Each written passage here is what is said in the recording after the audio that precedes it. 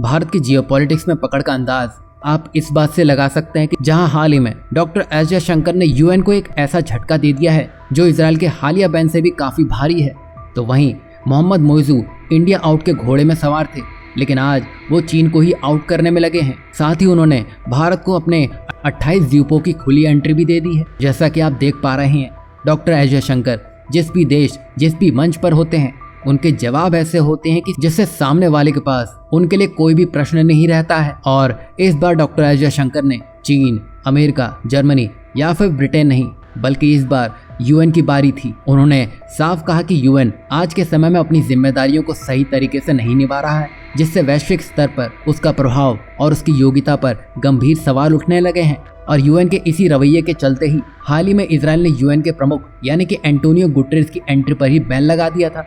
इससे आप समझ सकते हैं यूएन अभी किस हाल से गुजर रहा है। वहीं दुनिया की सबसे बड़ी पंचायत आज इस हालत में पहुंच गई है कि इसकी उपयोगिता पर उठे सवालों की जड़ें लगातार गहरी होती जा रही हैं। यही वजह है कि भारतीय विदेश मंत्री डॉक्टर एस जयशंकर ने यूएन को एक पुरानी कंपनी ही बता दिया है जो बाजार के साथ कदम ताली नहीं कर पा रही है, सिर्फ अपनी जगह घेर रखी है। जैसे कि आजकल आप नए नए स्टार्टअप देख सकते हैं जो बड़ी बड़ी कंपनियों से टक्कर लेने के लिए अपने नए नए इनोवेशन के साथ आगे बढ़ रहे हैं, लेकिन यूएन वहीं का वहीं जस का तस खड़ा है, वो कोई कोशिश नहीं कर रहा है। यही वजह है कि आज की तारीख में G7, ब्रिक्स, क्वाड आपको देखने को मिल रहे हैं और यूएन ये सब होता हुआ एक कोने में बैठकर देख रहा है। अब उससे कोई काम नहीं हो पा रहा है। यहाँ आप रूस यूक्रेन को देख सकते हैं, वो एक इतिहास बन चुका है। और आज के दिन 7 अक्टूबर यानी कि इजराइल हमास को भी 1 साल पूरा हो चुका है।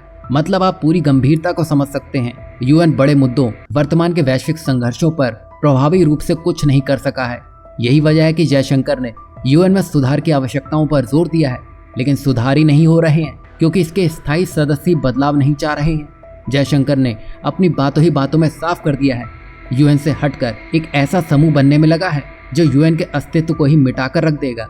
और जयशंकर ने यह भी कहा कि कई महत्वपूर्ण पहले जैसे India middle east Europe economic corridor यानी कि IMEC, quad, international solar alliance यानी कि ISA और डिजास्टर इंफ्रास्ट्रक्चर कोएलिशन यानी कि CDRI यूएन से बाहर विकसित हो रहे हैं। और ये पहल सक्रिय रूप से काम भी कर रही है जो यूएन की भूमिका पर ही सवाल खड़े कर रही है। उन्होंने ये भी कहा कि यूएन तो रहेगा लेकिन यूएन के बाहर संगठनों का महत्व अब बढ़ रहा है। यहाँ जयशंकर ने यूएन को एक ऐसा जवाब दे दिया है जो इजराइल का बैन नहीं कर पाया है। यहाँ आपको क्या लगता है, यूएन को जो इजराइल ने जवाब दिया है वो सही था या एस जयशंकर ने जिस अंदाज में अपने शब्दों का इस्तेमाल किया है वो सही है? वहीं नेक्स्ट अपडेट की बात करें तो ये भारत और मालदीव से जुड़ी हुई है, जहां भारत के खिलाफ मालदीव के राष्ट्रपति मोइजू ने कई बार आवाज़ बुलंद की है। लेकिन आज मालदीव के राष्ट्रपति मोहम्मद मोइजू भारत में मौजूद हैं और उन्होंने PM मोदी से मुलाकात भी की है। और इस दौरान दोनों देशों के रिश्तों को मजबूत करने के लिए $400 मिलियन की करेंसी स्वैप एग्रीमेंट के समझौते पर भी हस्ताक्षर किए गए हैं। और ये भारत की तरफ से इसलिए भी किया गया है क्योंकि मालदीव को इससे अपने विदेशी मुद्रा भंडार की समस्याओं से निपटने में मदद मिलेगी। साथ ही यहाँ PM मोदी और राष्ट्रपति मोइजू ने मिलकर मालदीव में ही रुपए कार्ड को लॉन्च किया है। मतलब कल तक इंडिया आउट के सहारे ये मालदीव के प्रेसिडेंट बने हैं। और आज इतना बड़ा यूटर्न ये साफ बताता है कि भारत की कूटनीति के आगे चीन हो, अमेरिका हो या फिर मालदीव ही क्यों ना हो, घुटना टेक ही देते हैं। यही नहीं, इन सब के पीछे की वजह भारत के विदेश मंत्री की मालदीव की हालिया यात्रा भी है। वहीं इस पर PM मोदी ने यह भी कहा है कि भारत मालदीव की आर्थिक समस्याओं में मदद करने के लिए तैयार है।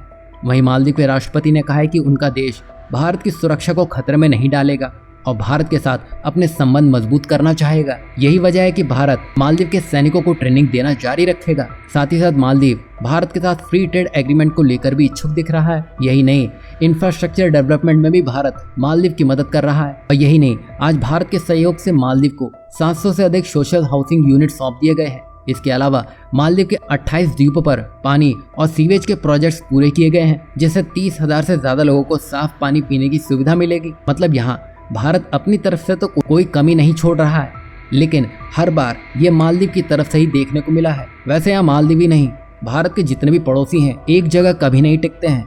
जब जब चीन उनके पास आता है तो ये चीन की गोदी में जाकर बैठ जाते हैं। आप नेपाल देख लें, बांग्लादेश को तो आप देख ही रही हैं, श्रीलंका कुछ हद तक भारत के पास आता हुआ दिखाई दिया है। वहीं मालदीव ने अभी पूरी तरह से यू टर्न मार दिया है। वैसे यहाँ आपको क्या लगता है, भारत ने जो मालदीव की मदद की है, क्या भारत को यह करना चाहिए था? क्योंकि एक समय में मालदीव के नेता ने पीएम मोदी को लेकर भी गलत टिप्पणियां की थी।